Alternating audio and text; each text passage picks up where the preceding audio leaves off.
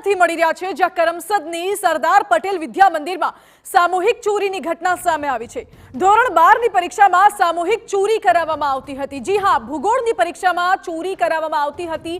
હાલ સુધી કોઈ જ પ્રકારની પોલીસ ફરિયાદ કરવામાં નથી આવી, પરંતુ કેમ્પસમાં લગાવેલા સીસીટીવી કેમેરાના આધારે શિક્ષણ વિભાગે તપાસ શરૂ કરી છે। પરીક્ષા આપનારા તમામ વિદ્યાર્થીઓની ઉત્તરવાહીઓ અલગ જ મૂકી દેવામાં આવી છે। બોર્ડની અલગ અલગ ટીમ દ્વારા તમામ ઉત્તરવાહીની તપાસ કરવામાં આવશે। શિક્ષણ વિભાગ દ્વારા કડક કાર્યવાહી પણ કરવામાં આવશે તેવું કહેવામાં આવી રહ્યું છે। હાલ તો શાંતિપૂર્ણ માહોલમાં પરીક્ષા ચાલી રહી છે, પરંતુ સામૂહિક કોપી કેસની ઘટના સામે આવી છે। મહત્વનું છે, બોર્ડની એક્ઝામ ચાલી રહી છે અને સામૂહિક કોપી ચાલી રહી હતી।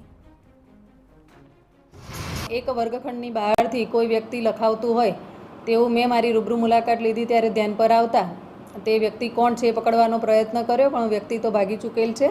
એને શોધવાનો કાર્યવાહી શરૂ છે અને વર્ગની અંદર બેઠેલા લગભગ 29 વિદ્યાર્થીઓ હતા। મોટાભાગના એક્સટર્નલ અને રિપીટર વિદ્યાર્થી હતા એની અંદર।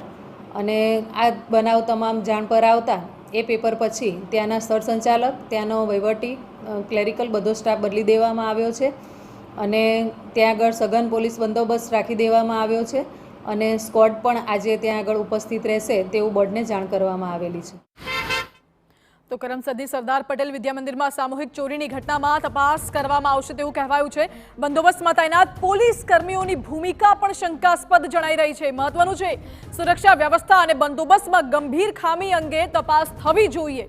બંદોબસ્તનું સુપરવિઝન કરનાર અધિકારીના ધ્યાને ચોરી કેમ ન આવી એ પણ એક મોટો સવાલ અહીં ઉઠી રહ્યો છે। TV9ના મોટા સવાલ, જ્યારે પોલીસ હાજર હતી તો પોલીસ શું કરી રહી હતી? પોલીસના ધ્યાને આ સામૂહિક ચોરીની ઘટના કેમ ધ્યાન પર ન આવી? સુરક્ષા વ્યવસ્થા અને બંદોબસ્તમાં ગંભીર ખામી સર્જાઈ હોય તેવું પણ લાગી રહ્યું છે આ ઘટના પરથી, કારણ કે સુપરવિઝન કરનાર અધિકારી શું કરતા હતા તે પણ એક મોટો સવાલ ઊભો થઈ રહ્યો છે। પોલીસ વડા દ્વારા હવે શું કાર્યવાહી કરવામાં આવી છે એ પણ જોવું રસપ્રદ બની રહેશે।